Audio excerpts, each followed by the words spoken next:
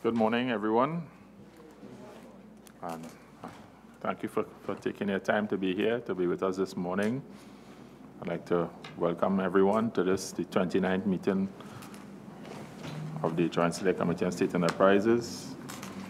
I would like to state that the purpose of this meeting is to continue the inquiry into the operations of eTecK and to determine its effectiveness in fulfilling its mandate to make suitable real estate available to qualified tenants, developers, and operators in a commercially viable manner.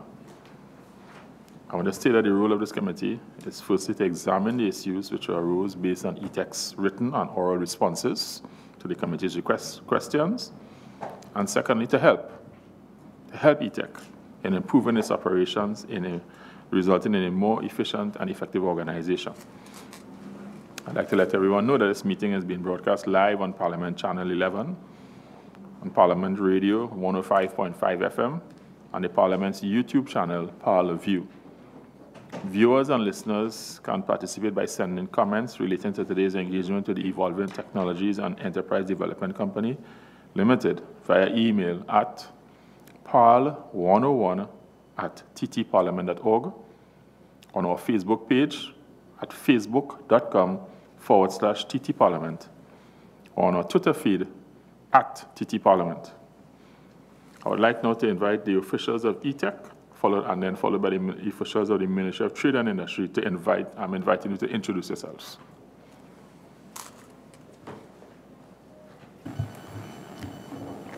Good morning, Chair. Thanks. Imtiaz Ahmed, Chairman. At our last meeting, just roughly a month ago, I did indicate that eTecK would soon be engaging with the President. So Mr. Delas will introduce himself. Good morning to all. Steve Delas, President, eTecK.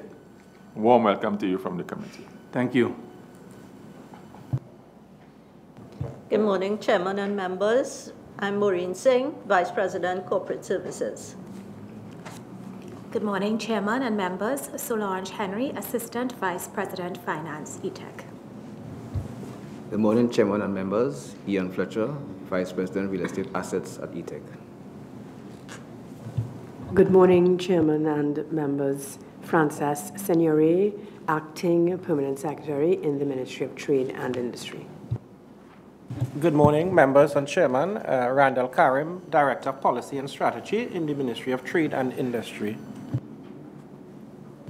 Good morning, Dennis Scott, Manager Alliances, Ministry of Trade and Industry. I think there were two more officials. Good morning, Chairman and members. David Coburn, Manager Special Projects, eTecK. Good morning, Chairman and members. Daniel Duncan, Manager of Capital Projects. Thank you very much for those introductions. I would now like to invite the members of this committee to introduce themselves, beginning with members on my left. Good morning, all. Wade Mark, member. Good morning, Adrian Leons, member. Fazal Karim, member. Morning, Brigadier General Ansel Antwine, member. Good morning, everyone. Again, my name is David Small, and I'm the chairman of this committee. I'd like to ask all members that we have all persons present in the room to please remember to keep your phones either switched off or placed on silent so that we don't have any untoward interruptions during the proceedings. And I want to firstly publicly acknowledge the receipt of the submission from eTecK and the very light submission that we received. I think I refer to it as the 700-page document, but let's say that the committee is very pleased with eTecK's response. And I want to put on the record that the committee is very, very happy with the way in which eTecK has responded to this committee, both at the previous hearing and in terms of the data requests that we've made. We want to congratulate and commend the company on doing what we think is expected. And that should also be noted by the Permanent Secretary acting in the ministry, that your entity understands its role and its requirements to report to this committee in full. And the committee is very, very, very, very, very thankful for that. I would now like to ask that firstly the chairman, followed by the acting permanent secretary, to give a few brief opening remarks before we begin the inquiry. Thank you again. On our side, we were very pleased with the first hearing.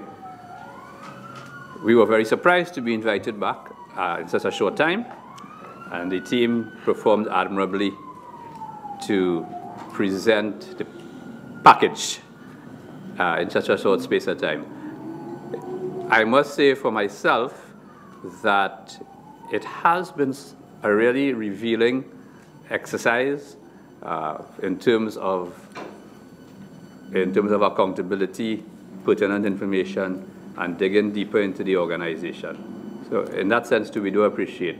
Thank you.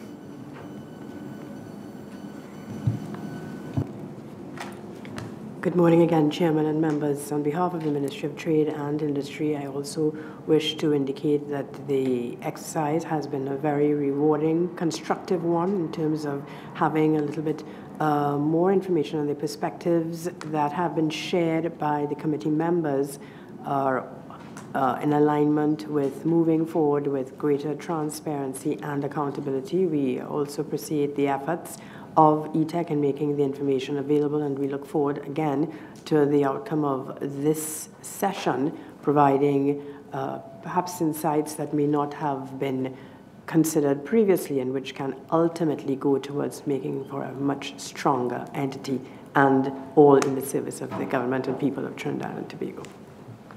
Thank you very much, Mr. Chairman and Madam Permanent Secretary Acting. This committee is here. I want to reiterate, this committee is here to help. And to the extent that I've noted in the chairman's opening comments that he's essentially said he's seen value in what has come out of this process, and that's the general idea. I think that these committees, we are here to help, and to the extent that both parties understand that we're here to help, we could actually work together to improve the companies. And the chairman doesn't want to say anything more about that at this point in time, other than we're thankful for the response. I want to begin by just procedurally, remind members in terms of addressing their questions, to direct questions through the chair, and that please activate your microphone in terms of pressing your mic to make sure we capture everything, all your comments and all your contributions.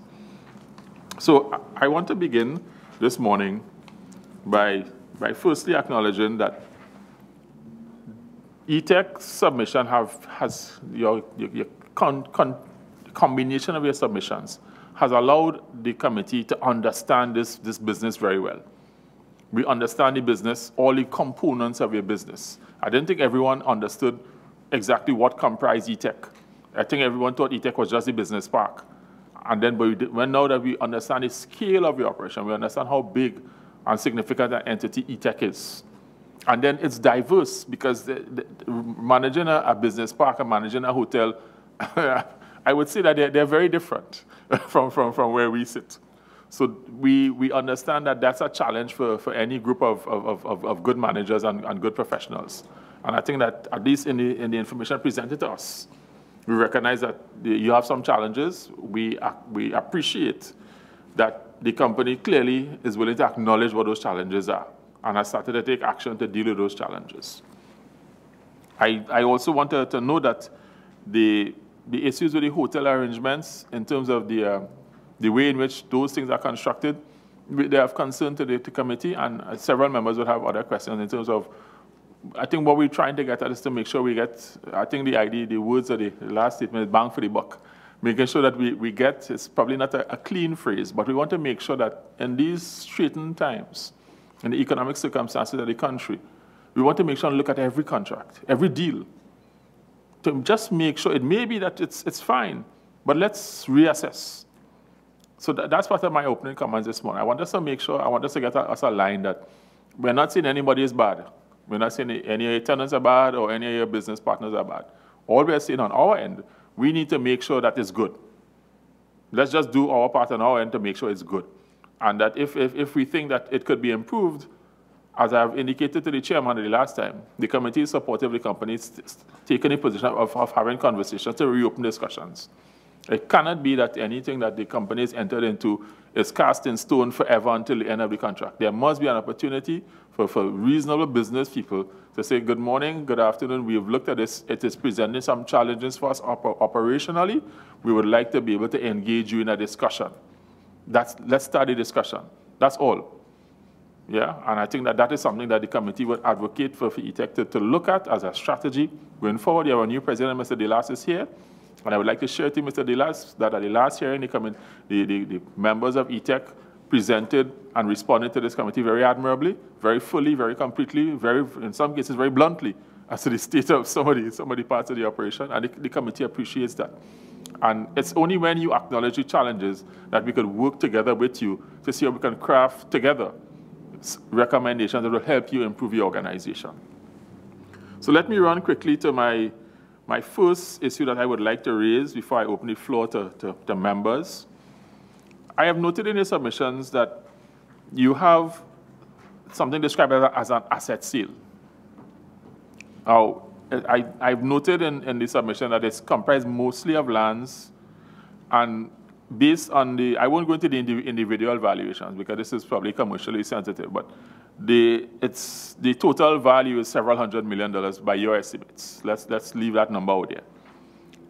I would like to ask is, one, does this asset sale require any approval from a line ministry and/or corporation sole? I am not sure. I want to be guided.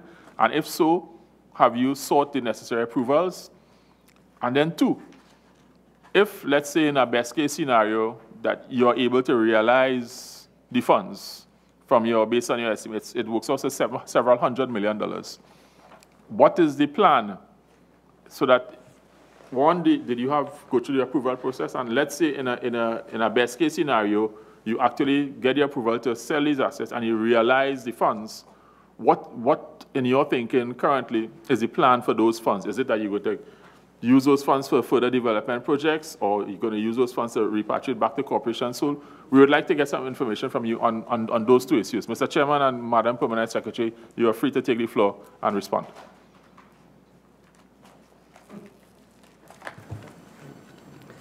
This exercise referred to as sale of assets came out of the Minister of Finance speech back in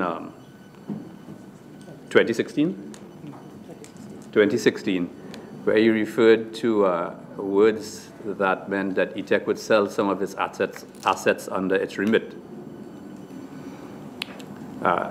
Subsequently, meetings were held, and a decision was then taken that eTecK would put forward some options of undeveloped lands. So actually, the sale of assets is not the sale of any existing industrial park with tenants.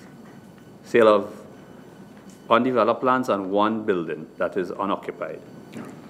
We have received the necessary approvals. eTecK issued a tender. The tender was won by a company who has been awarded the business. Business is well on the way. PS will fill in the other parts. Yes, thank you, Chairman. In essence, the approval that was sought came from the corporation sole. Corporation sole has chaired a committee which deals with a specific issue. It's an interministerial committee. And at the end of this process, the decision on what next will happen with those funds will also be determined by corporation sole. Okay. Well, this committee just know, and I acknowledge that we've noted also that it's mostly lands, as described by eTecK in the summary, it's mostly undeveloped lands. And we take the position as a committee that Trinidad and Tobago, we're islands. So the amount of space is really finite. So we want to make sure that we've sharpened the pencil in terms of your estimates for those lands. We know that the economic climate is what it is, but land is one of the few things in most places that tends to appreciate in value. If it's one thing that tends to not lose value over time, it tends to be land. So we want to make sure that, one, we've done a proper initial valuation, and then when the final decisions are taken to move forward, we try to make sure we optimize the value. And then there's part of it that speaks to the eTecK is selling the land, but I'm not sure in terms of how you get to this stage. I'm sure this will be part of your consideration, or the committee is positing to you. Part of your consideration is that you have to be deliberate in terms of people buying the land and the usage to which you're going to put the land. That has, the committee would like to believe that that would be part of your considerations, that you're not just selling the land to whoever. You are selling the land and that it has to fall within some framework of the use to which the lands. Could you advise me on whether or not there's any consideration by eTecK around that? Yes, okay. So with regards to the valuations, the valuations mentioned in our report, those are up-to-date valuations as completed by the consultant who is assisting us with the sale of assets, right? So those valuations took place probably about early this year. Excellent. So those are in fact up-to-date valuations. With regards to the use, the eTecK's head lease on the land is, and the permitted use is for industrial estate development. So the sale of assets is based on the premise that the assets would be sold for industrial estate development. Yes. Very good. Go ahead, Chairman. We could just add on to this matter that the closing date for the company awarded with the job to bring forward proposals September 30th this year. Let's be clear. The company the company who's currently charged with managing the sale process for you. Correct. So that they will be the ones soliciting the proposals. Yes. Correct. On your behalf. Yes. Yes. And I want to be clear about the process because Trinidad is a place where people love to say that the process is not clear. So I'm giving you the opportunity to be as clear as possible with the process in terms of what is going to happen, because we're talking, as I said, I don't want to put the individual valuations in the public domain, but the sum total is several $100 million, so that it's not insignificant. So I just want us to be clear. I would like to give you the opportunity to go step by step about what is the process for this. Okay, perfect. So we would have engaged a consultant to assist us with the sale of assets. Actually, the sale of assets is chaired by a steering committee that comprise Corporation Sole, Ministry of Finance, Ministry of Trade, and eTecK. Meetings are held on an ongoing basis. So through public tender, we would have onboarded a consultant to assist us with the sale of assets. The first undertaking, of course, was to do the valuations on the property. Well, one of the first undertaking was eTecK to develop those parcels or those assets which it believed to have been probably those that are attractive, as it were. So that would have been approved, those options would have been approved by both Corporation Sole and Ministry of Trade, and that is what we would have presented to the consultant to offer for sale. The consultant, like I said, completed the evaluations, and the consultant would have put out an advertisement, which is we're engaged in right now, for the sale of assets. The prospectus, as it were, is being handled directly by the consultant. So if you would have seen the advertisement, you responded to the advertisement, you would have called, based on the directions provided in the advertisement, you would be presented with a prospectus by the consultant. They would then field the offers. So they will receive the offers.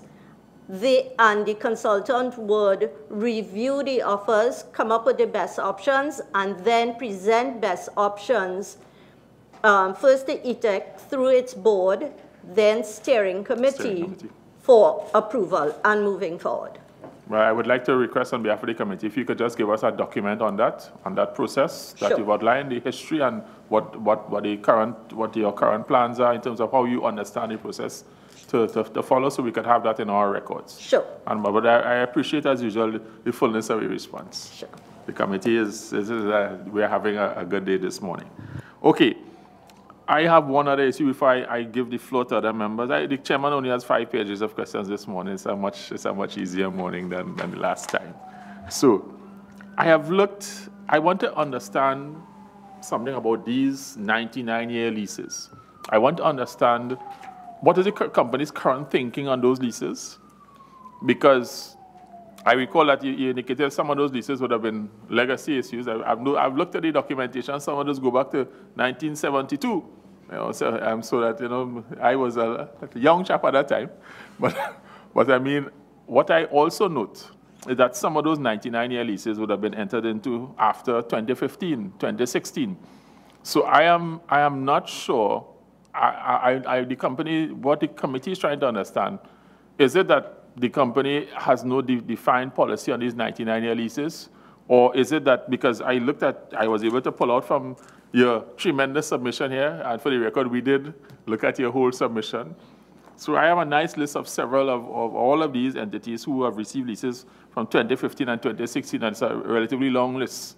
So it suggests that of relatively recent vintage, the company has still been issuing 99-year leases at $1 a year. So we are trying to understand what was the policy position, what is the current policy position, what is the current policy position, and then what would have transpired that would have let the company still enter into new leases in the fairly recent past. Very good point, Chair. In early 2016, the board, having examined the 99-year leases, the matter of the 99-year leases, took a decision that eTecK will stop or put a hold first. Actually, the first decision was to put a hold on any further 99-year leases until we had a much better understanding of the impact. eTecK actually issued letters to some of the clients that were pending.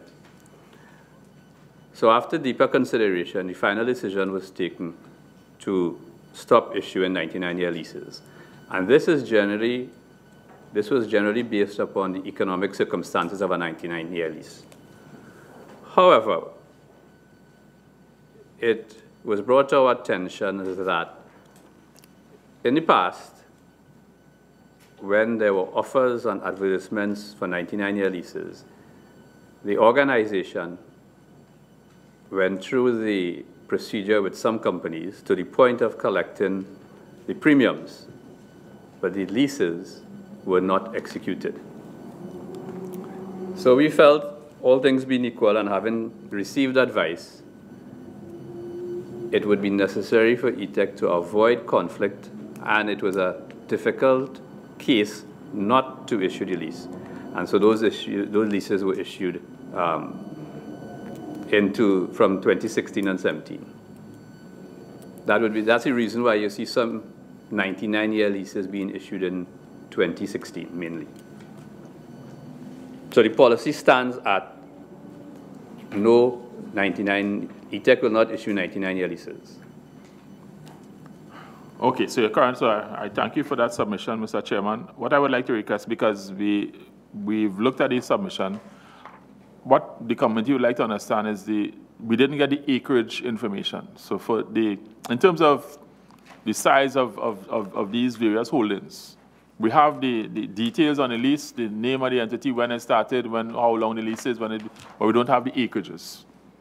Yeah, so if we would like to request in writing also that you provide us with the acreage. We want to understand how much acreage or how much land is actually under these 99, because we are trying to understand, in order for us to make a recommendation on whether we understand the current board's policy, but let's say you have 50,000 hectares under 99-year lease. It may require the committee to make a different type of recommendation. So I want to help you on why we're requesting information. We're not just requesting, committee doesn't request information because we have nothing to do.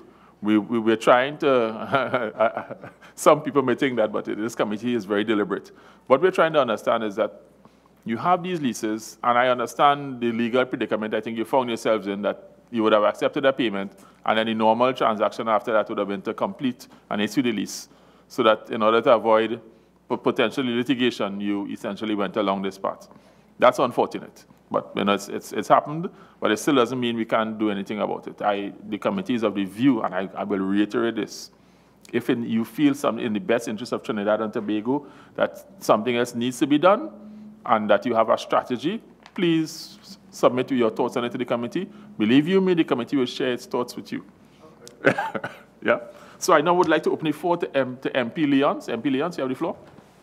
All right, thanks, Chair.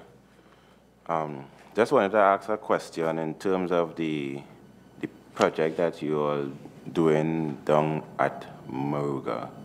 Very exciting one, and I believe that the persons in Moruga would benefit greatly. I was looking at the risk assessment, and in it, you indicated some key risks that seem to be significant, and you also have some mitigation measures. Some of the risks were not reaching the stakeholders, lack of trust from farmers, and the negative impact of the internal and external environment. These mitigation methods against those risks, what have been done, or what is the process of implementation for these risks? Because you don't want to have a project that will benefit the community so greatly, and identifying these risks, and it is not addressed in a timely manner, and then you have a project completed, and you don't have the buy-in of the community to the benefit of them. Thank you, Member. Chairman, through you. So of course, right. First of all, the best thing we could have done, of course, was in fact the feasibility study.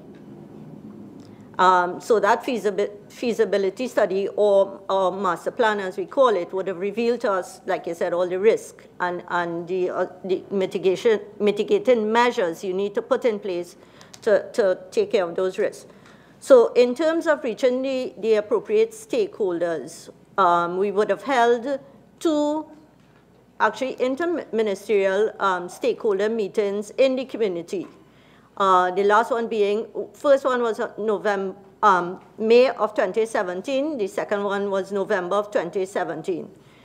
Cross-section of Moruga and its environs, stakeholder with Ministry of Trade, Ministry of Agriculture, the MP for the area, so we held those meetings. eTecK, in its internal operations, continue to hold and host those stakeholder meetings through our sales team and our Vice President Real Estate Asset. So we go into the community, we meet with the community. There are several infrastructural factors that exist that require attention. So in our project plan and in the development of the site, we propose, of course, to look after, it might not be included in current budget, but we propose to look after those infrastructural factors that exist, that, of course, will make the site more plausible. Is there a time frame for that? Well, the project is due to be completed January of 2019.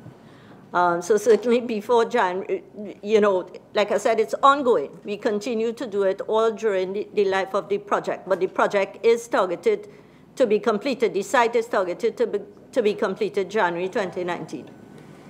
And is there a policy, besides the planning, and I'm happy that you have in these stakeholder meetings, the actual development of the project, what is the percentage of, including residents from within the community to be part of the actual development, because that tends to break the ice a lot in terms of community feeling like this is part of our thing, Well, the intent of the stakeholder meetings was, in fact, to ensure that there's exactly that community involvement, so that it was generalized. It was not targeted to specific areas or specific persons. The entire community, Moruga community and its environs, were in fact invited to the two stakeholder meetings. They were huge stakeholder meetings. No, what I'm saying is, in terms of the development, is there a policy or something to ensure?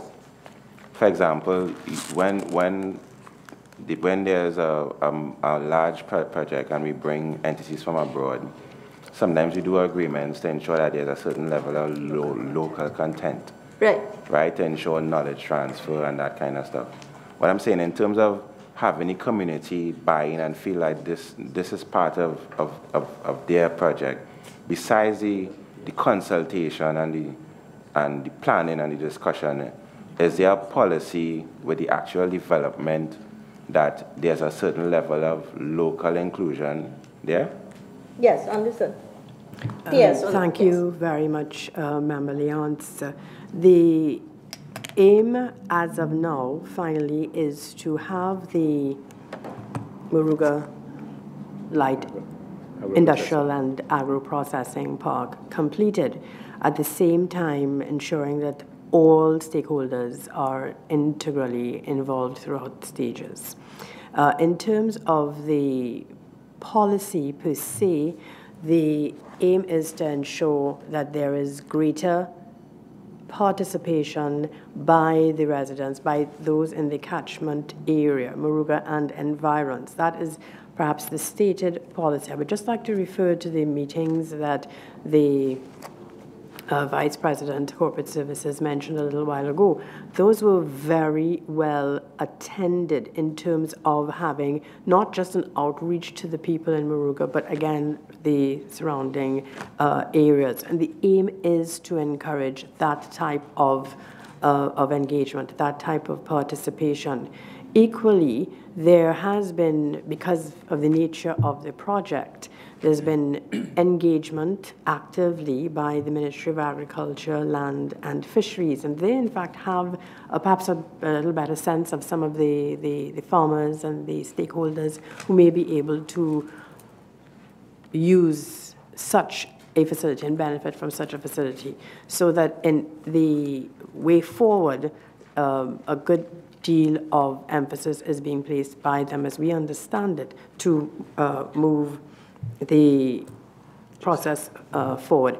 The Urban Development Company of Trinidad and Tobago, UDECOT, has been engaged as the project manager, and they, on spot with the previous consultants, have done a lot of reaching out to the different stakeholders. In terms of what it will eventually be in January 2019, we are hopeful that the time period from now, when that engagement continues, and with also the support that could be lent by agencies such as NAMDEVCO, and I don't really wish to speak for the Ministry of Agriculture, but we are really hopeful that there will be the awareness, the capacity building, so that when the Moruga Agro-Processing and Light Industrial Park comes on stream, that it will really be a very beneficial organization for all.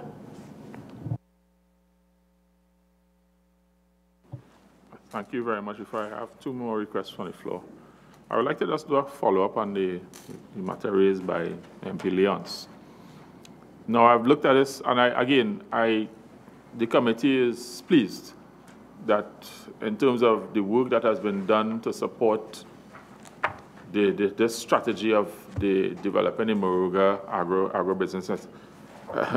I am a paper junkie, and I would say that I went through this document, and in particular, I appreciated in the financial analysis where you did a sensitivity, and that sensitivity analysis included things like increases in water rates, increases in electricity rates. It represents, what I would call proper business thinking by a state entity, that we're planning an exercise, but there's things in the horizon that we understand. And at least let's make sure that in terms of how we demonstrate whether the thing has a positive NPV, net present value, but you guys understand my lingo. I think that I appreciated, the committee appreciates that you've done the work, and you've been very robust about it. And inside of here, I wanted to know that with a note of appreciation from this committee that you've done the work. And sending lots of paper is good, but inside of the data is actually a lot of information about the depth of the research conducted to get us to have this state where we have a plan to develop this agro-processing center. I have one follow-up question. I've looked at the estimated cost for this project. I've looked at, in particular, the civil works estimate. It's close to $50 million right now. I want to have two questions. How large is this proposed site? And then in terms of the funding, how do you propose to fund this arrangement? Will this come from PSIP funds, IDF funds? What is the plan with funding? I suppose Ministry of Trade, PS would be able to respond in terms of the proposed funding. Yes, Thank you very much, Mr. Chairman. Funding has been allocated in tiers, if you like, under fiscal 2018, and it is expected that fiscal 2019, that the remainder of the funds would be allocated for the completion of the park. All right. Cherry Park is 18.83 acres. Thank you very much. Well, I think that the estimate now, when I looked at the estimate and I'm trying to marry my reasonable understanding of civil works, what is required, and then given that this is really not, it's civil works, but I don't know the condition of the site as it is now. So that is where I was looking at the number. But I think that there's enough robustness in the work that you've done that my confidence is high about what the estimate that you have in front of here. I now want to move to the next request. I have MP Karim, who's requested the floor. MP Karim, you have the floor. Thank you very much, Mr. Chairman. Maybe I should just stay for the time on the Moruga Light Industrial and Agricultural Park. Mr. Ahmad, you indicated it was about 18 acres of land. And might you be able to remind us about what is the investment cost by the state in preparation and developing of this area?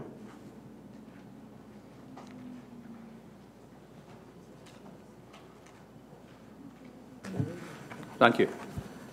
Through you, Chair. On page 34 of the report, we indicated that the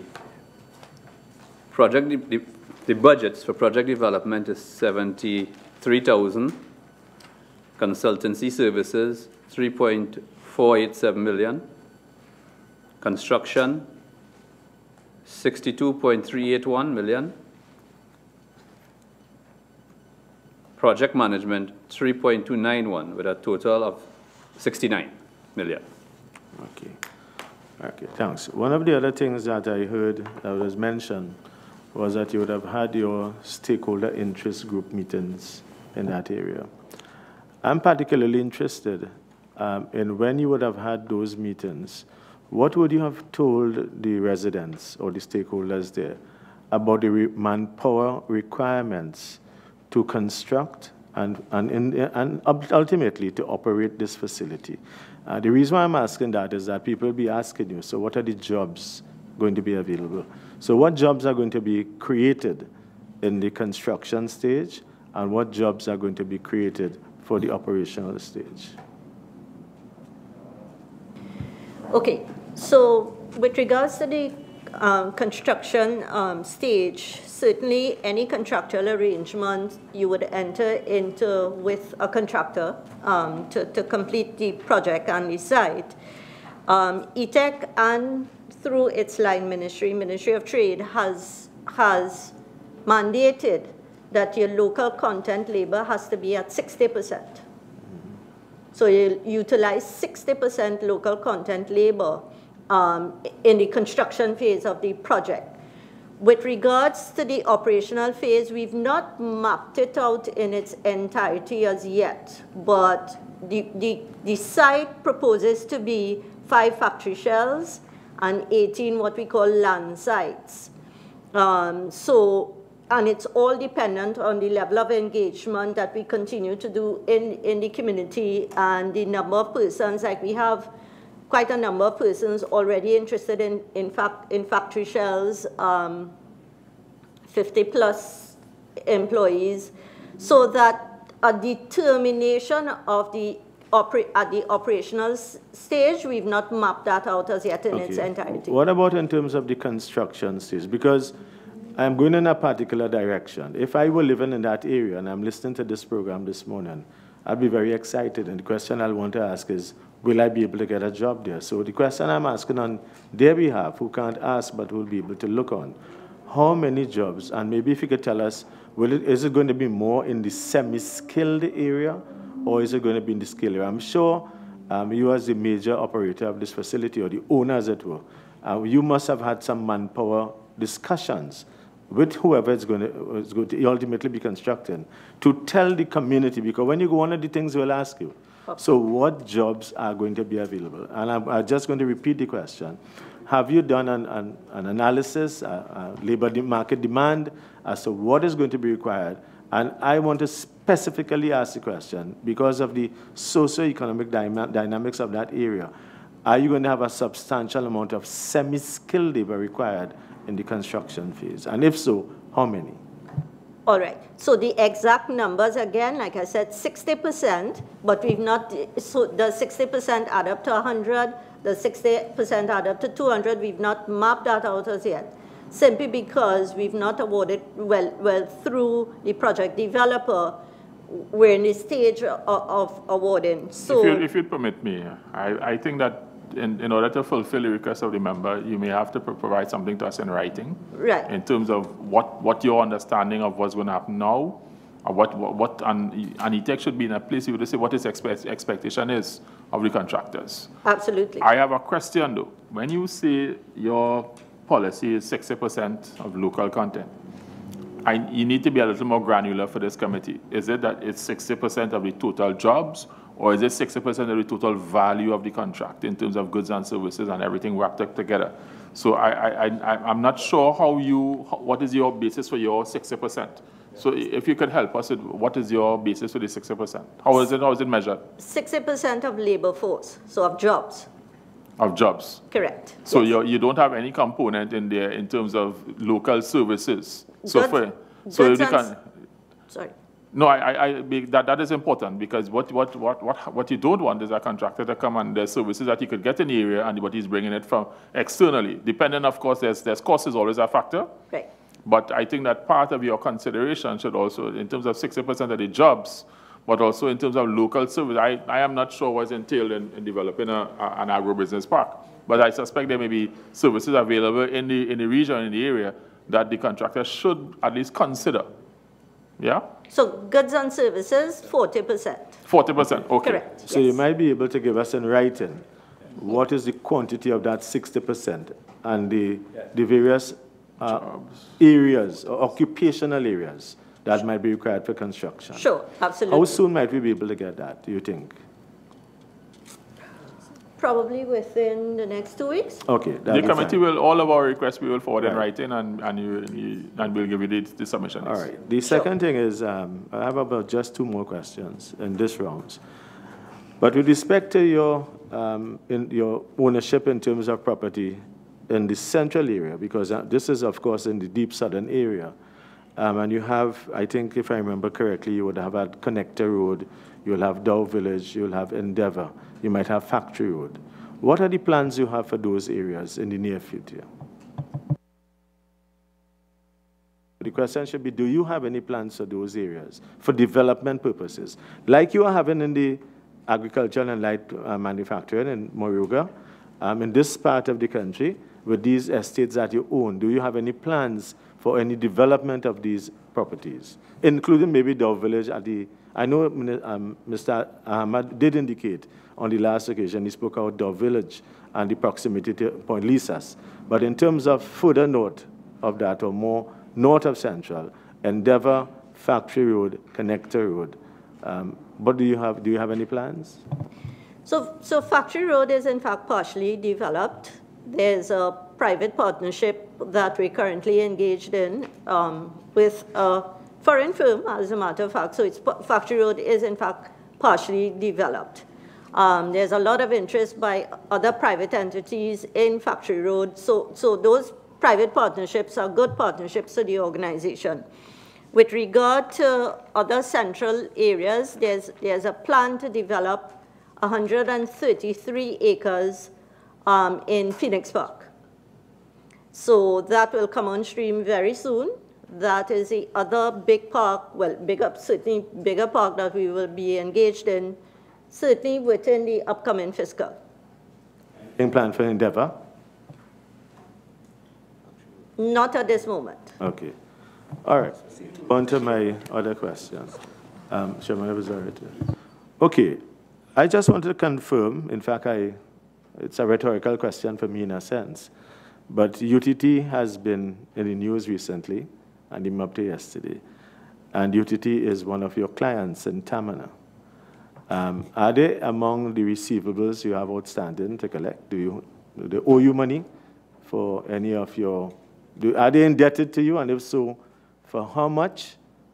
And what is the reason for that indebtedness? How many acres are they renting from you, or have they leased from you? And if you could give us a historical sense. So number one, what is UTT's relationship with you in Tambana? Do they owe you money? If they do, how much do they owe you? And whether there's any consideration at all to liquidate that debt from UTT. Right. So UTT, yes, has built a campus on the Tamna eTecK Park, and the administrative offices are due to be relocated, we've been told, September of 2018. September, October of 2018. With regards to the lease arrangement with UTT, it is a lease arrangement. We've presented a letter of offer last September, October. We've presented a letter of offer. We've been engaged with UTT since, a while now, and the latest is that they're seeking the necessary funding in order to satisfy the requirements of the letter of offer. How much are they indebted to you? That letter of offer was $4 million plus. So that is what they have outstanding and owing to you at this point in time? At this point in time, yes. Okay, for how many acres? 133, 140 acres. Okay. Given the financial situation as currently obtains at the University of Trinidad and Tobago, has there been any discussions, any requests from UTT to see how they could ameliorate this indebtedness? Are you giving any consideration to them in terms of the requests for liquidating the receivable? Well, they've actually said to us that they are dealing with it certainly through their PS and through their ministry, and that it looks positive. We've been in discussions with UTT, like I said, since the letter of offer was in fact presented. How long you would say this indebtedness has been outstanding? The letter of offer was presented September of 2017. And therefore, what period of time would you say they have owed this money? Only from that time? Only, that is correct, yes. Okay. Yes. I just wanted to go on to the Magdalena project, just quickly.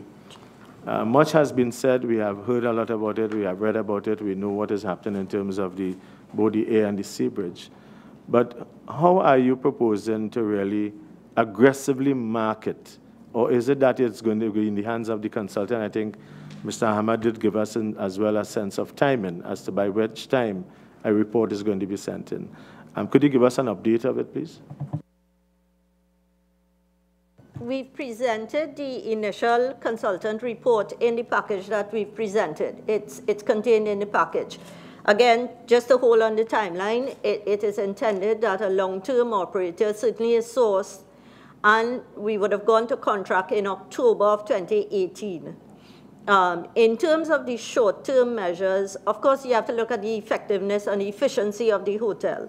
So there's several short-term measures that we are, in fact, taking on almost on a daily, monthly basis to ensure that we hold the operations tight, the cost of the operations tight. The marketing aspect of it is geared towards, of course, the local market, that being in excess of 50% of our market. So it continues in the local market, in the Trinidad market, our marketing efforts. With regards to international flights, we understand there are talks to commence 2 flights in November, in next winter, November 2018. So we understand that it will happen, or that is to take place. There has been a concern by some in Tobago about the nature of the international marketing strategies.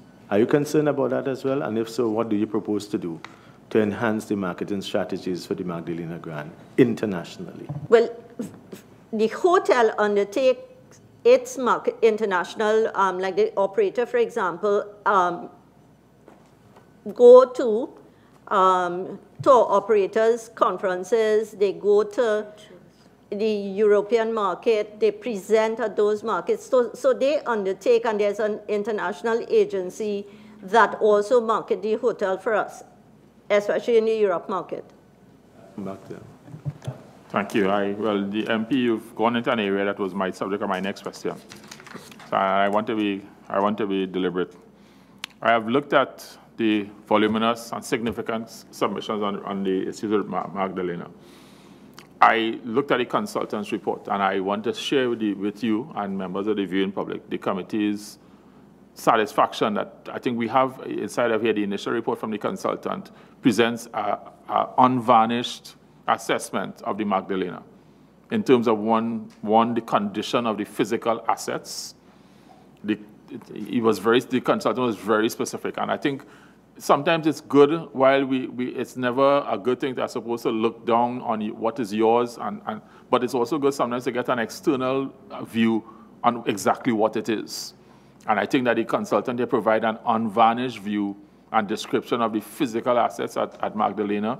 He provided a view in terms of the ability of the resort, depending on what actions we take to be able to attract. And I think one of the recommendations, I won't go into the details, I know it's confidential, but I think what is important is that the consultant outlined the recommendations here, preliminary looks, that if we are really brutally honest, we have to probably accept, we have to scale back our thinking and our ambitions in terms of what we visualize the Magdalena to be. That it has to probably be a different type of hotel if you want it to be financially viable. And I think that is a key thing, set of takeaways from the report in here, that if you want the business to be financially viable, we have to refocus the way in which we view the Magdalena as this 3-star, 4-star resort, when really and truly the physical condition, one, doesn't say that. 2, the market segment that we're probably targeting, we're not likely to get that market, and that perhaps it needs to be branded and restructured in terms of how we market, and the market we're targeting has to be different. So I think that eTecK has a really, really strong document here. Now, because I have looked at the numbers, and I have looked at the RevPAR, the revenue. We always have, you're helping the committee become familiar with all of these wonderful buzzwords in the hotel business. But we note the steady decline in the RevPAR at Magdalena from 2014, it was 98, and up to 2017, it was like $55 US. That's really, really below par, really, really.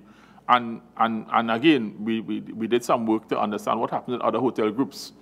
So for instance, we looked at a couple of the hotel groups that have business in Trinidad, and some of them break out their operations by global, and then they have them by region. So for one of the other major chains here, their average RevPAR in the Caribbean region is $131. Yeah. So and then another one of theirs is like $115. So if the Magdalena is at 55, we're way out of the market. And that suggests one or two strategies. Either we make a whole bunch of investments to bring it up to what we consider, or we probably go with a different strategy to look and see, listen, let's try to see how we can optimize what we have and try to make sure it's turning over revenue and profits in a way in which that is sustainable.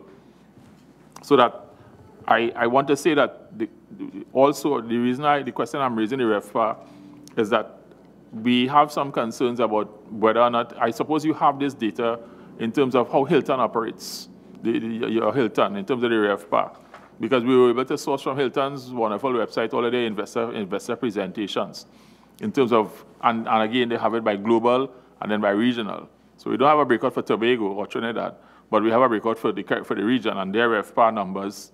So the committee is hopeful that the work that we are doing to support you is work that you're doing also, because we want to make sure that we get the bang for our buck, back for our dollar, in terms of we're making investments in these assets. We've spent a lot of money upgrading Hilton recently in terms of their pool, and we want to make sure that we, the citizens, the ultimate shareholders, get the returns. Or we have a deal that allows us to get the best returns, given what is prevailing in the market, what are the market norms. So one of the things I would like to request from eTecK is, in terms of the agreements that you have, you've submitted the agreement both with the management team for the Magdalena and for the Hilton. In terms of the due diligence to establish whether or not these agreements are fair, We want to find out, one, did you do any work to establish whether or not these agreements that we have submitted here represent fair value in terms of what the assets we have and in terms of international norms? Did you do that work? And if you did that work, we would like to be provided with a copy of that analysis. None of us on this team are experts in the hotel business. We've gotten up with some of the lingo, but we want to make sure that this is done. We assume it's done, but we would just like to see what you have done so that we could have the information upon which we could make some proper analysis of the numbers. Because we look at the contracts, there's several things in there. I noted in particular that I think the Hilton one, I saw on the front page of it, there's someone called Solomon Hochoi OBE. I'm like, 1959. So I'm like, on page 1. So that contract in particular has some vintage. So we have several questions on that. Members have other questions on that. But what I'm laying this out for you to help you understand. We've looked at this. We have concerns. We like the CBRE, forgive me, the consultant's report on Magdalena. It presents an unvarnished view of the assets and presents a real analysis of what is required to make the business viable. Their focus is trying to make money for the people of Trinidad and Tobago, and that should be your focus.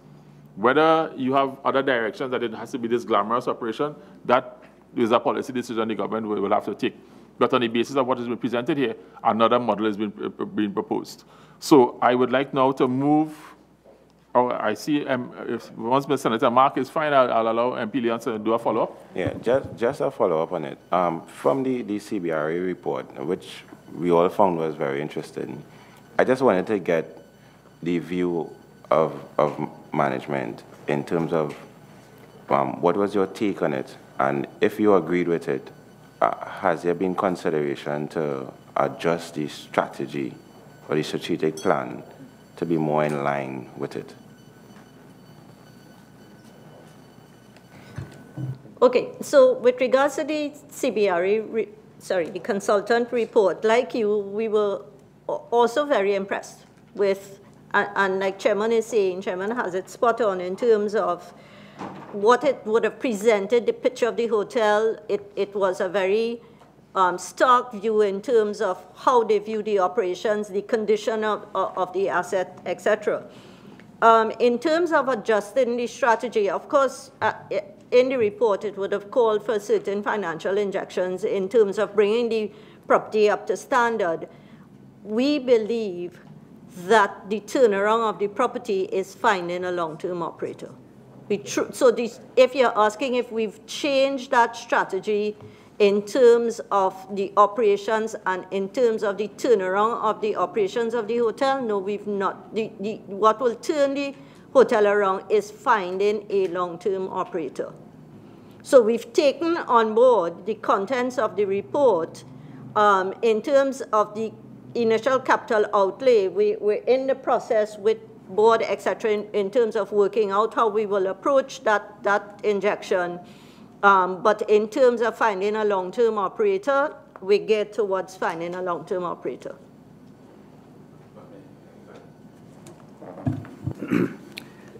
Committee, in addition, if you wish, we can point out individual jobs, but I can tell you that over the last 2 years, this would be 16 and 17, eTecK commissioned many jobs or renovations or repair works on the hotel. And if you wish, we prepared that we can list out some of those jobs or renovations. I will also add that a point I made last hearing, that repair work, renovations, flights, the new operator, all well and good, exactly what is needed, partially, but still, the island, Tobago, being the tourist island of the Twin Island Republic, certainly needs to have direction, and there are bigger issues to be had in the tourism sector in determining the way forward that certainly don't lie in eTecK's mandate. So we need to be cautious that these different components need to come together. And I would like to say that I appreciate that. That is contained in the document. They didn't want to go into the details, but the consultant was clear. There's things needed to be done with airlift. You need to have airlift, and they need to have international airlift improved. You need to have airport facilities improved. You need to have arrangements in terms of transport between Trinidad and Tobago for that clientele improved. Everything is covered. I think that we looked at this document in depth. We had spent some time with it, and we felt that it represented a clear, impartial view of what is required, so that there's things that within eTecK's control in terms of doing infrastructure work to improve the plant, to bring it up to what they would consider to be good standard. You look at their comments on several of the areas of the operation, it's fear to poor. And perhaps, and while whether we agree with it or not is irrelevant, I think it's always useful to have a clean pair of eyes look at something and give you their assessment. So we may look at it and have one feeling about it, but somebody who's in the business, this is their job, analyzing hotels and hotelry set around the world. And if they say it's fear to poor in many areas, then we have to accept that. That perhaps we are not looking at it through the proper lens. So that I think that the work is here. The committee will look forward to the eTecK in terms of what are the next steps in terms of what you're going to do in Magdalena Grande. But certainly from where we sit, we think that you have a document here that is a map that could guide you. And whatever decisions are taken at another level are taken, but at least you have the core information that will help you. I now would like to give open the floor to Senator Mark. Yes, thank you, Mr. Chairman. Good morning once again to the team. I have a few questions I'd like to have some clarification on. The first one is one that was raised by the chairman earlier. That is the chairman of our committee. And that has to do with the driving forces behind the policy for the sale of assets owned by eTecK, and essentially land. Could you share with us or elaborate for us whether there is a distinct and clear articulated policy by eTecK, supported and approved by the cabinet, for this particular drive that you have embarked upon? Could you share with us whether that exists as the first area of clarification? Through you, Mr. Chairman.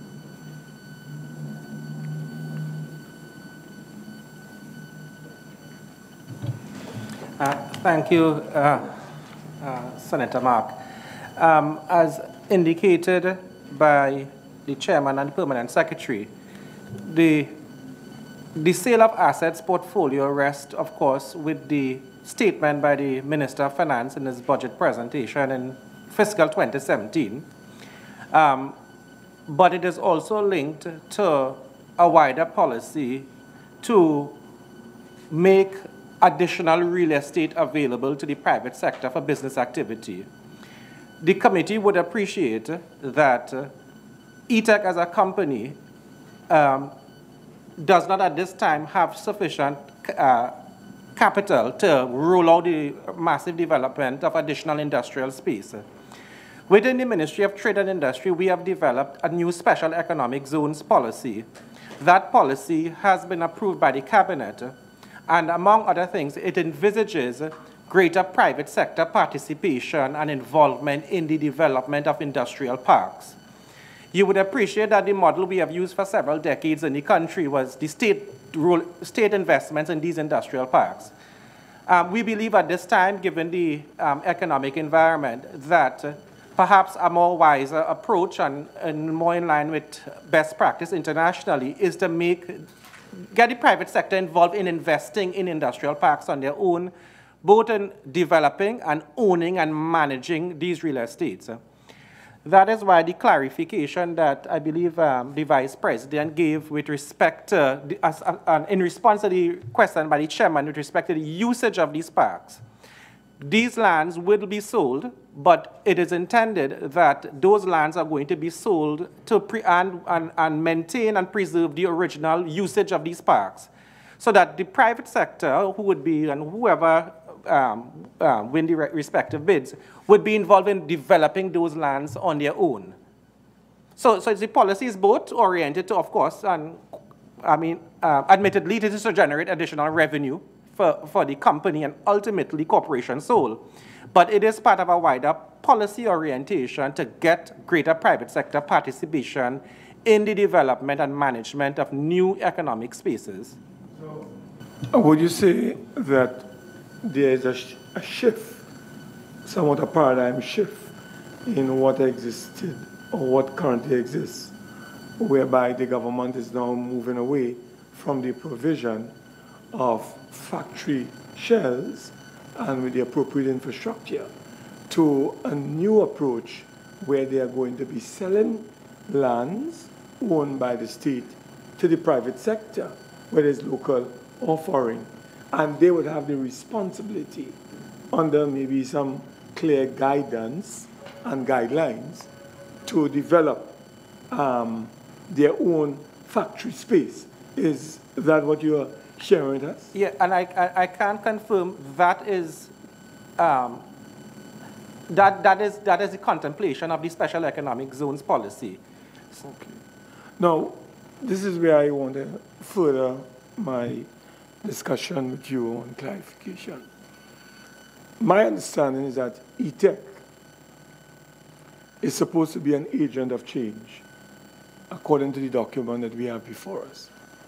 And eTecK is supposed to be the driving force for diversification of our economy away from the energy sector and into the non-energy sector.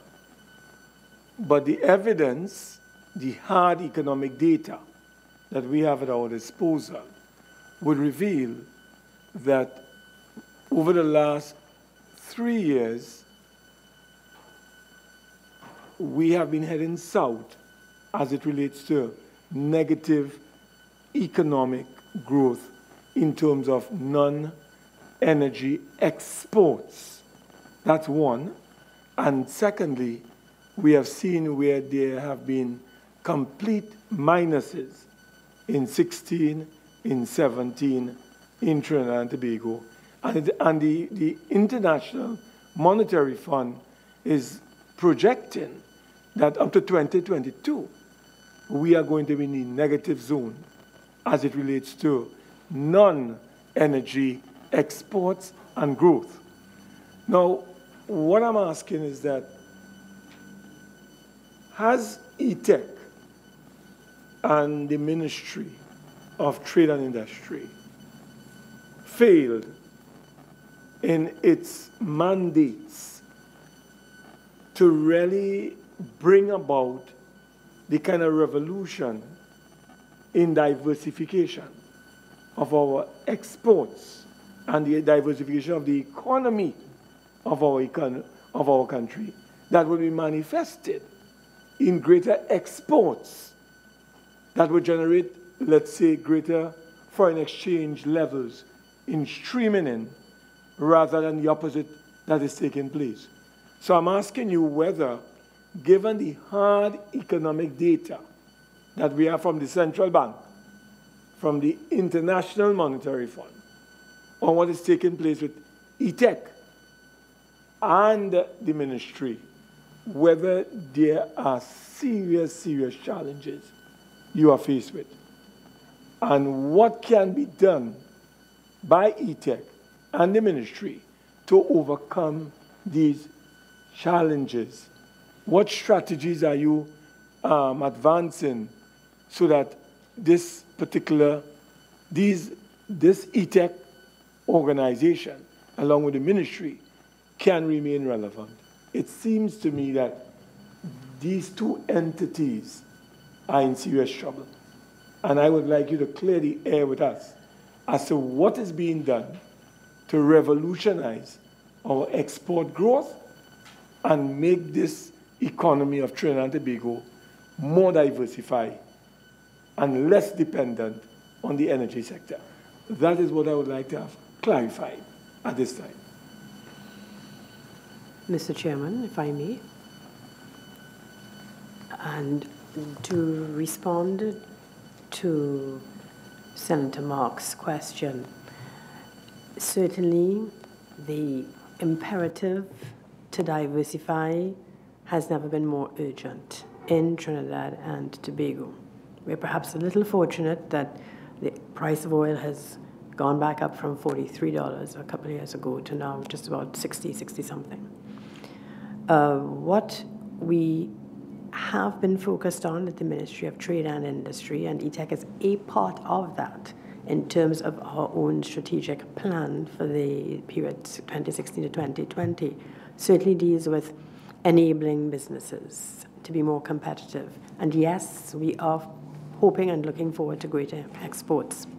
But we have to look at the different areas that one would need to focus on. I just would like to look at a very important component, which remains the Tamina inTech Park, and which is home, which will be home to the University of Trinidad and Tobago in another few months. Crucial linkages with the information and communication technology sector. The area is of great significance. Under Vision 2030, there's 7 cluster areas that have been identified, including software development, maritime, creative industries, agriculture, agro-processing, fish, and so on. But if we just look at Tamina and eTecK's responsibility for Tamina, the development and the successful creation of those linkages is of immense value. We've recently had a report from the Inter-American Development Bank that highlighted the importance of the business process outsourcing sector and the information technology enabled services sector, and the contribution that that can make to the Caribbean region in particular, and of course here in Trinidad and Tobago. And if I may just digress 1 second, last week we saw what BPOs can bring to Trinidad and Tobago. Last week, Scotiabank, in collaboration with the International Financial Center, they had a launch of their new shared services facility, which moved from employing 500 persons to 750 persons. At Tamina, currently, we have the Global Services Promotion Program, again supported by the IDB, which has been a project, I think, started in 2012 or 2013. And they've just moved their Global Services Internationalization Hub to Tamina. We are quite hopeful. We recognize that things don't happen overnight, but these are significant elements that are in place. And in terms of eTecK ensuring that Tamina is ready to receive the University of Trinidad and Tobago, the GSI hub that is currently there, to ensure that that focus on the ITES sector, that is continuing apace. We also want to and take on board the comment about the need for the private sector to be more engaged. We have had some very encouraging news of investments in the last year or so, domestic investment indeed, and that is going into about 800 million or thereabouts TT dollars. We are looking in respect of eTecK to ensure that there are state-of-the-art facilities created in the newest development of an industrial park in Phoenix Park on those 133 acres. The area of agro-processing was mentioned earlier, and the Moruga Park is also one where that focus is going to be. Now, interestingly enough, Moruga and Phoenix Park will have access, close access to ports. And we envisage that that too will lend support to persons who may want to import raw materials and, of course, for exports. So in terms of eTecK's contribution, we think it is still important, very, very important, very critical, and those are just a couple areas I would want to put on the table. My colleague rather would like to prosecute a question further on UTT. And when he's through, he'll revert to me, because I have, and I may tell you before Mr. Fazal Karim speaks, I would want to get some more concrete data. You see, we have invested billions and billions of dollars in this country, in eTecK and in the ministry over the years. And what I would like to determine is whether there is any hard data available from eTecK and from the ministry that would provide us with the following. In hard terms, data terms, how many jobs through the economic zones and the industrial estates have we been able to generate over the last 10 years? How many, what has been the extent of the non-energy exports from those zones, the economic zones, the industrial estates, over the last 10 years? What percentage of that has represented overall exports in Trinidad and Tobago? How much foreign exchange have these economic zones been able to generate in Trinidad and Tobago over the last 10 years, as an example? You know, so what I'm saying is that we need to drill down so that this organization, eTecK, along with the ministry, can be able to tell this committee, and through this committee, the country, with all the efforts of diversification through eTecK and the ministry driving that process through policy initiatives. These are the end result over the last 10 years. We have been able to generate $10 billion in U.S. foreign exchange through our industrial estates and economic zones. We have been able to export in the non-energy sector, right, so much percentage of export as a percentage of the GDP and the value thereof.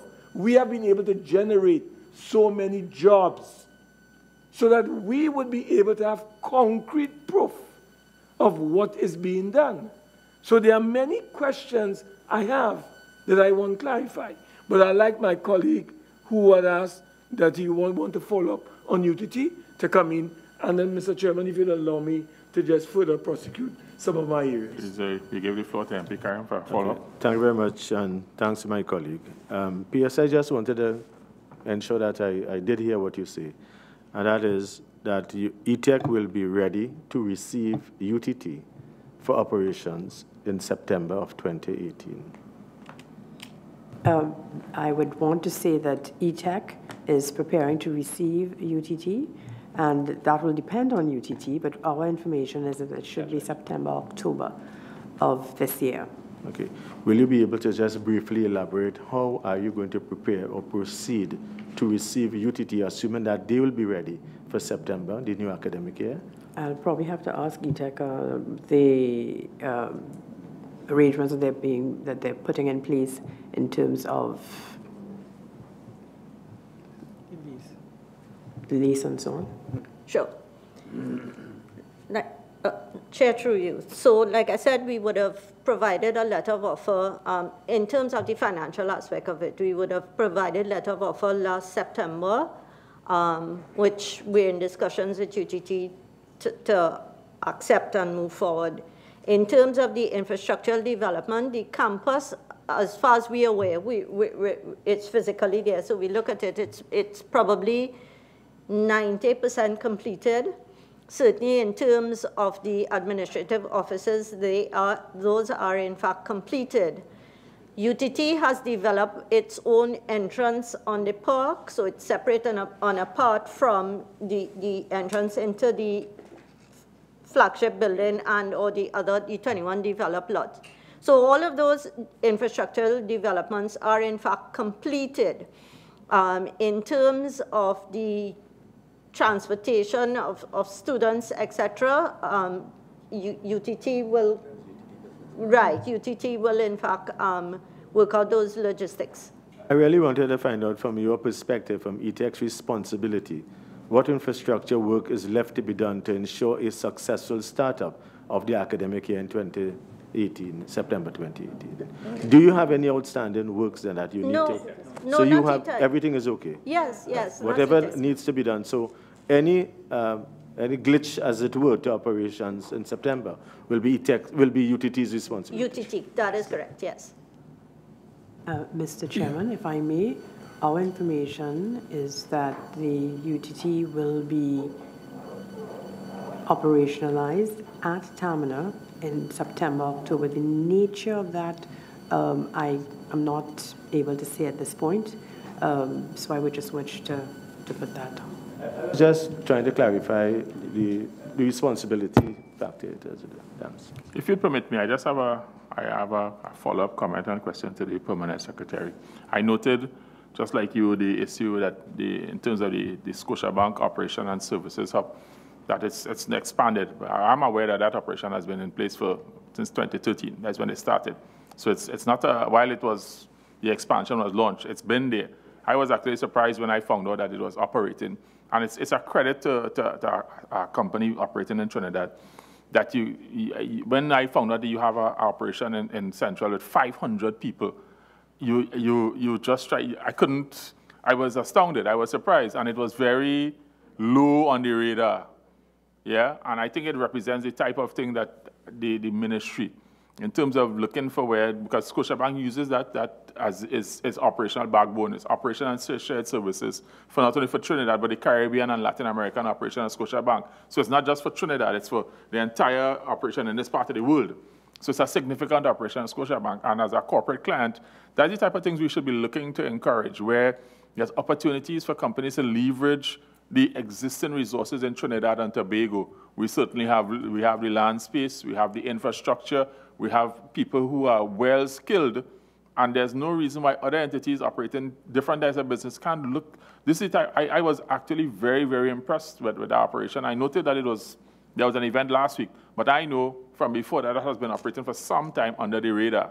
But it's the type of thing that I would like to understand where the ministries, let's try it, and it doesn't require, let me say, it is not rocket science. Shared services works for them, and they chose this location. But this is the type of thing we should be having conversations with companies operating here to say, listen, there's things that you use for your operation in this part of the world. Trinidad is a good place. Have you considered Trinidad and Tobago? We have the Tamina eTecK Park. We have a great facility there.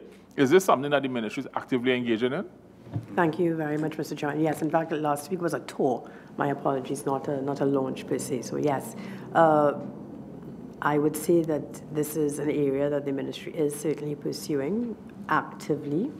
And we're really very excited about this particular niche because of its impact, because of the jobs that are generated. In fact, the current hub at Tamina is likely to bring, I think, a couple in international brands to conduct seminars and so on within the next few months. We also recognize that I think another significant player in the energy sector, they have relocated their services, back office services, to Trinidad and Tobago as well last year, if I'm not mistaken. They are accounting, and they are an international entity. We take on board that there's been another business process outsourcing firm that started off in Trinidad and Tobago, I think, with about 200 individuals, and that has also risen to about 500, also located at Tamina, with increased employment on the horizon. And depending on the season, so for example, I understand for Christmas they may employ another 100 or so persons, Easter, Mother's Day, and so on. And Trinidad and Tobago is a very attractive location, not least of which because we have a skilled workforce, reasonably priced, low energy costs. Our geographical location is one on which we certainly throw out to most investors, and it is of great interest. I would say very recently, another entity interested in this particular area was actively pursued by InvestTT, and initially they were unsure whether they could come to Trinidad and Tobago. From our statistics, they look as it looks as if we may have full employment and that we're doing fairly well as a country if one looks at our GDP per capita. But they were surprised when they decided, let's have a look. And more so because of the wealth of the talent that exists in this country. Another company has said to eTecK and InvestTT that when our ICT people have been engaged with them, they realize that they've taken it to another level, that they can work on expanding the nature of the operations again because of the talent, the educated workforce that we have in TNT. So and Madam Permanent Secretary, that is where I was going, because I think that is important to note. I think also in the Scotiabank tour, this is not just a call center. This is a skilled people. The jobs there are skilled jobs. I mean, I have nothing. There's nothing wrong with call centers, but the type of work that is happening at the Scotia Center is the backroom services to support the operations of the business, and these require highly skilled people, and these are well-paid jobs, from my understanding. And so that if you could, one entity in Trinidad and Tobago, Scotiabank, could find a way to have 500, now 700 plus 750 Trinidad nationals employed in high-skilled jobs, you know, it's something that should be held out. And certainly in terms of what we are looking forward, we will never always get everything in the realm that I suppose we want, but that is, you know, the kind of thing we should be targeting to try to see, because I think there's enough public statements here about the amount of people who are well qualified in Trinidad and Tobago and are having difficulty getting what they consider to be meaningful work in terms of, you know, the things for which they've been trained. So I like the initiatives from the ministry. I support, you know, I'm very glad to hear that you have several other things going on. That's what I wanted to understand, whether or not the Scotiabank endeavor was just the one that is happening now and you're highlighting it, as opposed to one of several in the pipeline. So what I've heard from you is that there's several others in the pipeline that are moving in that direction, and from this committee, we're very happy to hear that. And I would just like to say, in fairness, the Ministry of Planning and Development, they have been at the forefront of interacting with the IDB on the Global Services Promotion Program, and in particular, that emphasis is on the ITES, Information Technology Enabled Services sector. So yes, it is a major focus of the government. Thank you very much. I now give back the floor to Senator Mark. And Mr. Chairman and Permanent Secretary, this is where I was coming from. We need to document, highlight, even if there's a relationship, as you have pointed out, between planning and development and the ministry through eTecK, there must be hard-driven data indicating to the country what has been done to diversify this economy over the last 10 years. And as I said, foreign exchange, non-energy export growth, as the case may be, job creation. Now, I have a report that you have made available to us from the World Bank entitled The Promotion and Servicing of Foreign Investment in TNT, A Way Forward. And on page 19, through the chairman, if I may be allowed to quote, it states in the second paragraph on page 19, and I quote, in Trinidad and Tobago, economic zones, including industrial estates, have played an insignificant role in growing and diversifying the economy. This is what is a report commissioned by the World Bank based on our intervention, asking them to come and do this piece of work. And they made a comparison with what could be the potential of these economic zones, what goes on in the Dominican Republic. 80% of its total exports come from the economic zones in the Dominican Republic.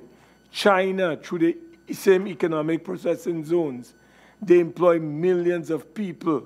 Malaysia, 61% of total inward foreign direct investment.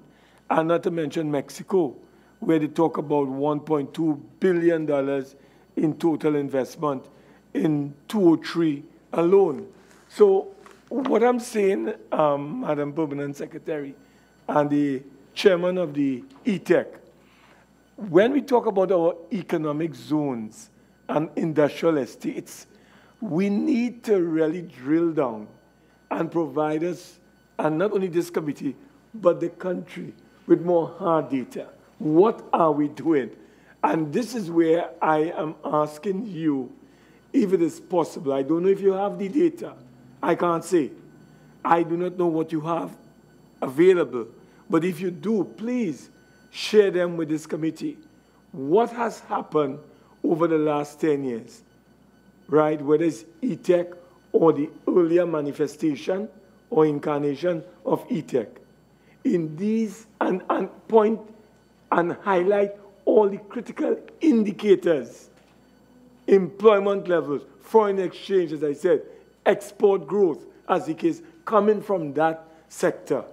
So we can have an understanding and appreciation that your ministry, eTecK, these are some of the positive initiatives that are being taken in order to diversify, because that is your main mandate.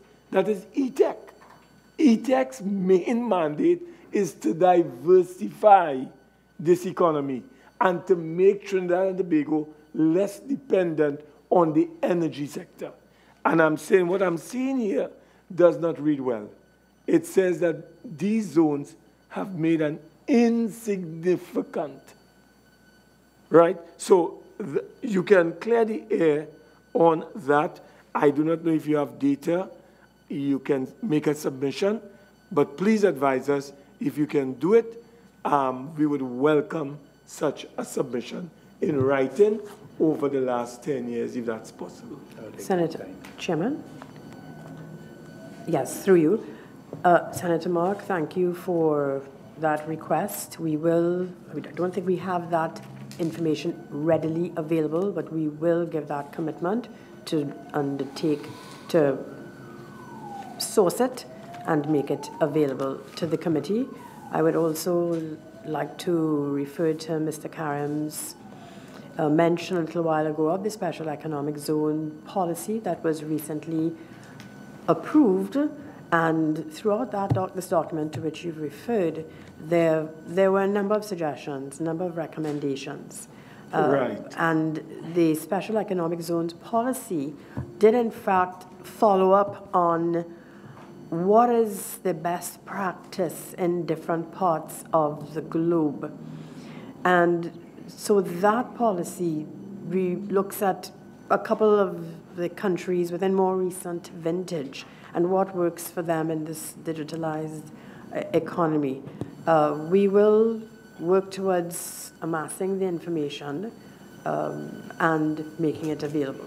May I follow up, Mr. Chairman, by just sharing with you and the members who are here with us, the officials that is, in that said technical report of the World Bank Group on special economic zones, which you have, eTecK has, Ministry of Finance has, detailed action plans and budgets were provided at the request of the Ministry of Finance and the Economy, as well as the Ministry of Trade and Investment. And you can find this on pages 19 to 22 of this bank report, World Bank's report. I would like to ask the following question, Mr. Chairman, based on this matter I've raised. Based on the timelines provided in the document, all of the activities should have been completed or implemented within 12 months of the submission of the report. Could you share with us how many of these activities have been completed? This is the World Bank technical report on this whole matter of special economic zones and how we could go about making them more relevant and useful. And could you also indicate to this committee in writing a status update on each of the activity listed in the action plans, along with the total amount of money spent on these activities? I think that we will need to find out what is happening with this report that has been commissioned by the World Bank. There are specific timelines in this report, which eTecK, under your guidance, the ministry that is, supposed to have implemented. And we would like to know what has been done. And this is all in an effort to do what Mr. Karim said, to get private sector engagement in the whole diversification thrust of our country.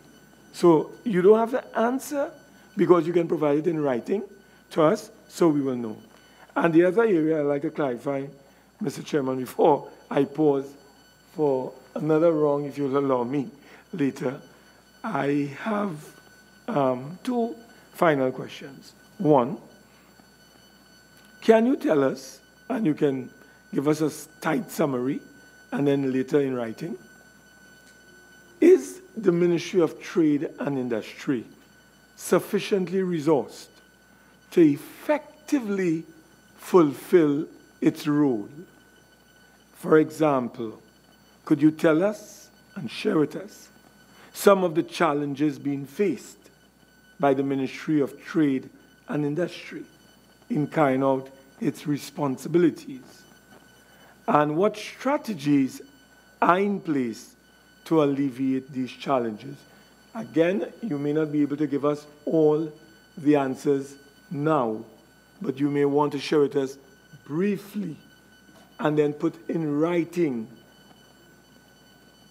answers to these questions. So, Madam Permanent Secretary or Mr. Karim, you all can advise us. And I only have one final question, Mr. Chairman, and then I will come back to my next rounds. I just have one final question after. So, Madam Permanent Secretary, as I said, you can put those things in writing because it is really to help the ministry. As the chairman has said, we are here to help eTecK. We are here to help the Ministry of Trade and Industry. So we would like to know what are your challenges and what strategies you have put in place to overcome those challenges so that when we submit our report to the Parliament would be seized of the challenges and we would put forward findings and recommendations to make the ministry more efficient, more effective, more economical, and to make eTecK more efficient, more effective, and more economical in carrying out their mandate. That is our responsibility as the JSC. So I just want you to know that. So don't suffer yourself at this time or detain yourself at this time in giving answers. Put it in writing, and we will take it from there. Okay? The final question I'd like to place to you. Final question, Senator Mark. My final question, sir. I'd like to raise with the team here through the Ministry and eTecK. Has to do with this judgment that came out from the Privy Council. This has to do with $5 million that was invested in some bamboo operation by the former board of directors of eTecK some years ago. The Privy Council on the 19th of February dismissed that attempt by the former directors not to pursue this matter because they argued it was still dated. What I would like to ask through the chairman is the following. We have been advised through your document that given that decision, you were supposed to file with the Court of Appeal the original order of the Privy Council dismissing this final appeal. The question is, has that been done? And also, you are awaiting a document from some Ms. Almeida. We would like to know whether eTecK has written to the registrar of the High Court for directions as to how to proceed in this matter, given the fact that it has been dismissed by the Privy Council and you are in the clear to pursue this matter. So could you advise us whether the original order from the Privy Council has been made available to the Court of Appeal in Trinidad and Tobago? And could you also advise us, have you written to the Registrar of the High Court for directions as to how this matter should be proceeded or should be proceeded with? That's my final question, Mr. Chairman. Through you, Chair. The document from the Privy Council to eTecK, which is to be lodged at the High Court, was received last week and has not yet been filed, but will be filed shortly. eTeK's VP Legal has met with the High Court to determine and understand directions of the process, and has since written and is awaiting a response. Since our last sit-in hearing, and this report is very similar to what was mentioned back in March, but the main or the only update is that document was received last week, will be filed shortly, and eTeK's legal VP is in communication with the High Court to determine and understand the procedure for directions for filing and going forward. And is the Attorney General's office playing any role in this matter? Or this is a matter that is completely within the purview of eTecK? Yes, under the purview of eTecK. Okay. Trying to manage. Noted my colleague. I now give the floor to MP Antoine. We're working with hopefully a 12:15 because we were aware there's another activity in this building for which all the services are required. So we want to be tight going forward. I apologize, MP Antoine, for now bringing you in. You have the floor. Good morning. In your submission on the 20th of March, you noted that several state entities were owing monies to eTecK. Have the respective line ministries been engaged in relation to the recovery of the monies owed to eTecK? And what time frame do you hope to recover these monies?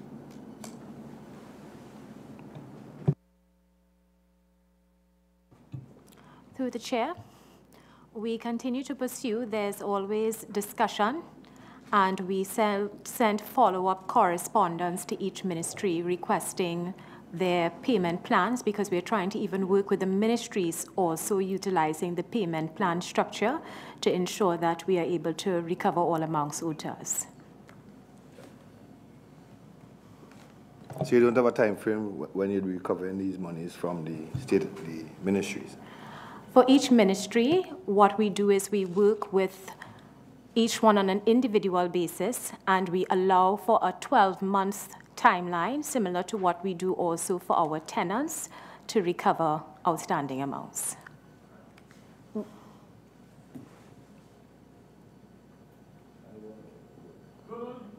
Please continue. I have some questions, but you go. You continue, sir. You're finished. Okay. I'm now going to begin to close this session, and I have just some data requests, but I have a couple of short questions, easy ones. And I also looked at your debtors profile. You sent a very good schedule of your debtors profile. It's about $14 million, but I've noted that there's several, about 8 of them that are owing over $500,000, and one is almost $1 million. And those are significant, owings in terms of people paying lease rents. Now, I've noted in your submission, you've said that I think you've passed these to legal. I'm not sure, as this company, I'm not sure what that means. And I've just heard in your response that you work with a 12-month window, which is quite very generous, I would like to suggest from the committee's view. If someone is owing you monthly, they're supposed to be paying you monthly, and you're giving them 12 months to deal with arrears. It seems that is very generous. But you're in the business, you understand probably better than us what works or what works best. So what does it mean when you said the account has gone to legal? What does that mean? When someone is owing you $900,000 or several others owing you $600,000, $600,000, several. I have a long list here of people who owe quite a bit of money to eTecK. Right. Chair. So with regards to the most significant debt on the list, we've actually exited that client, and we've engaged external counsel to recover monies owing. Okay, I suspect these people are running businesses. They're making money. If they've closed down is one thing, but if they're running their operation every day and they can't pay their rent, I would like eTecK to be a little firmer in terms of how you address this. I think 12 months is exceedingly generous. But the 12-month period is what we call a payment plan. Yeah. So if, for example, the debt is $600,000, we develop a payment plan to pay the entire $600,000 within that 12 months. Along with current. Along with current. Of course, you have to remain current. Of course. I just want to make sure we're aligned, and Yes. so that if that is the explanation, then I understand better, and that is fine. Because legal action usually entails, of course, the very... You try to go to avoid legal as best as possible. Legal, I have nothing against the legal profession, but it's just the way in which things work. It's costly, and it's not always doesn't get you what you're looking for. Right. Yeah, so you try to avoid legal as far as possible. All right, I just have one other observation. I've noted, I want to go back to the Magdalena, I've noted all of these strategies, but one of the things that needs to be, I think that eTecK, I would like to flag with you. I've compared Hilton with Magdalena Grand, and I've compared for every dollar of revenue, or what is the cost profile for every year that I've looked at, 2013 to 2017, the data provided, Hilton's number is positive, which means that the revenue is greater than the operating costs. What you find at Magdalena is that for every dollar of revenue it earns, its operating cost in 2017 was $1.70. It was $1.68 in 2016, $1.60.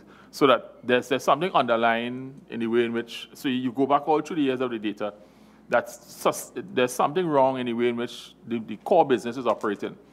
That for all the years that you have, you spend more to run the business than you make in revenue. Yeah, so that something is, and even I'm talking about even the years when you had relatively good occupancy, go back to 2013, 2014, and it was looking okay. It was still not near the numbers that when I compared Hilton has much better numbers. So I'm suggesting that in the way in which you're looking at the business, while we're thinking about the plans to improve the infrastructure, to fix the marketing, if we don't fix this, we're going to perpetuate the same issue of not getting the returns to this. So it requires tears. So I agree with the consultants thinking and the plans and all of the other, that's wonderful. But we need to put some closer attention to what's going on inside of the numbers of the business that is causing this profile where for every dollar of revenue you get your operating cost of $1.70, $1.68. It means that at the core level of the business, something is wrong. Something needs fixing within the core level of the business. And when I compared it also in terms of how your employee costs in particular grew at Magdalena, I found it very interesting in the Hilton numbers that the employee costs were almost stable. And this is an entity that operates within a unionized environment. So I didn't have enough time to delve in, but I found it very interesting that the employee costs at Hilton were more or less the same for the past 4 or 5 years in total, in aggregate sum. So, and given that they have an annual escalator instead of the collective bargaining agreement, that means people are working out ways. So there's probably lessons that to be learned.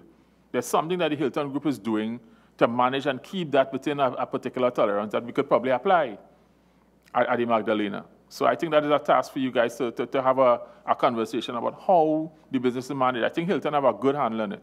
If you're operating in a unionized environment and you have a built-in annual provision for increases, but you're keeping that line tight. Yes, I mean, the increases are small. It's within a small margin, as opposed to Magdalena is clearly going up.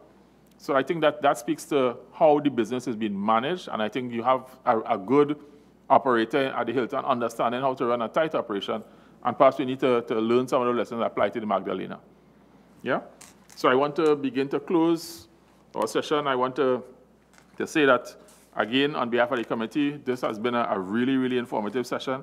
I didn't get through all my 5 pages, but I think I touched on almost all of the key issues I wanted to talk about, because I think that where we are here, as a committee, we are here to try to assist and try to guide and try to be supportive of the work that these entities are doing. We understand many times there's constraints and operationally with resources and other things, but we are here to help you.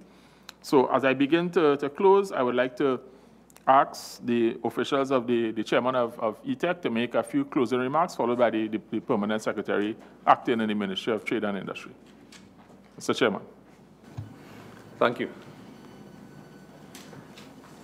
As I indicated at the opening, it is a very revealing and rewarding exercise.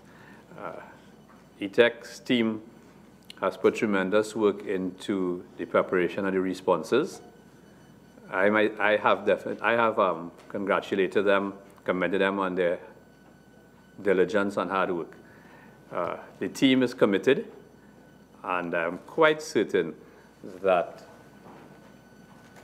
the issues that were ventilated, the notes that we have taken, the points raised are going to be very valid in taking the organization forward. I want to assure the committee that one of the very recent points raised regarding the debt issue, eTecK's board and management takes this matter very seriously. It is a serious matter of concern. We are not, I myself did not go to eTecK to run this company to be owing so much money. That's not in my portfolio. We are taking many actions, and the actions are bearing fruit. I could safely tell you that the legal department, I think, is busier than they've ever been. We are going to make significant progress in collections. So on behalf of the eTecK team, we thank you for all your suggestions and recommendations, and we will be able to work in a much more diligent and forceful fashion. Thank you, Mr. Chairman. Madam Permanent Secretary. Yes, good. Thank you, Mr. Chairman. I would like, on behalf of the MTI team, to express our appreciation for the perspectives shared this morning, to underscore the importance of eTecK to the ministry's mandate. In fact, in our strategic plan, eTecK is going to be a key partner in ensuring that we reach towards a couple of our pillars, which include increased investment and ensuring competitive businesses. And we do believe that the focus on having a more accountable and more transparent exchange is beneficial to all. Thank you, Mr. Chairman. And we do undertake to respond within the time frame to the questions that have been posed this morning. Thank you. Thank you, Madam Permanent Secretary. And as I begin to close, we note with the president of the new president of eTecK.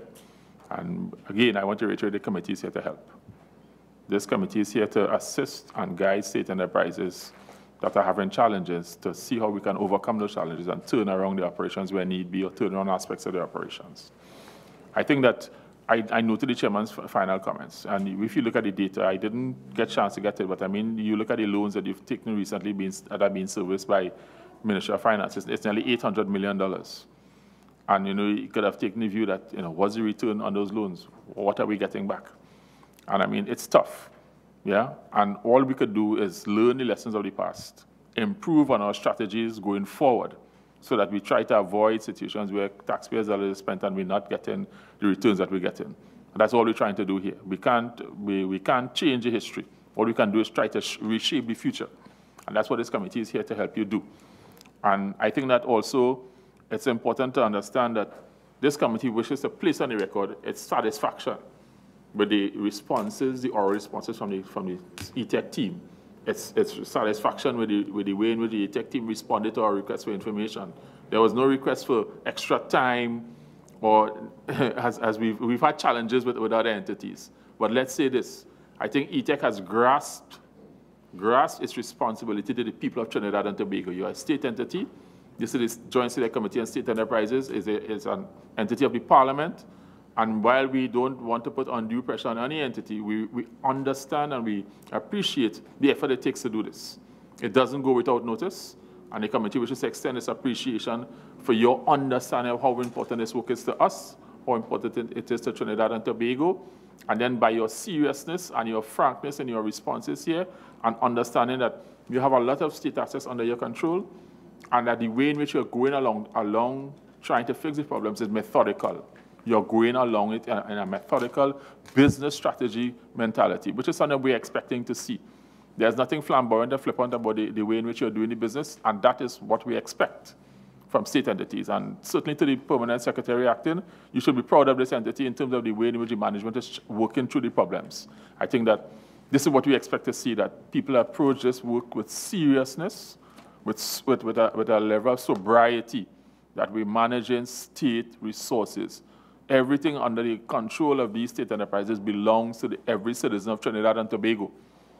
And for those who don't understand that, well, we will get them there. So I want to thank you for taking your time. There's a lot of expensive executive time in this room.